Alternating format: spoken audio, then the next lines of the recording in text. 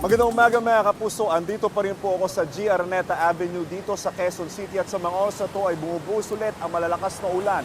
Dulot po yan ng hanging habagat na hinihila at pinalalakas nito ni Severe Tropical Storm Enteng at katunayan mga kapuso, dito po sa Quezon City ay mahigit nasa 1,046 na pamilya o nasa 4,125 individuals ang kailangang iligtas at papuntahin sa evacuation centers dito sa lungsod. Mga kapuso, ngayong Setyembre ay nakaisang bagyo na po tayo at sabi ng Pag-asa ay maaaring 2 o 3 bagyo pa ang mamuo o pumasok sa loob ng Philippine Area of Responsibility.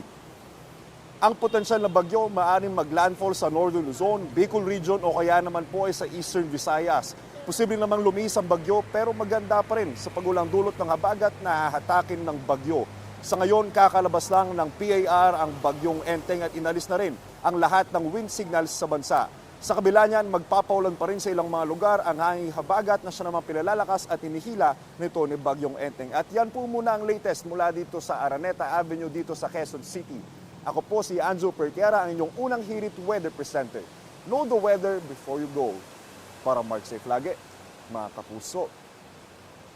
Kapuso, para laging una ka sa mga balita, bisitahin at mag-subscribe sa GMA Integrated News sa YouTube. Sa mga kapuso abroad, samahan nyo kami sa GMA Pinoy TV at sa www.gmanews.tv.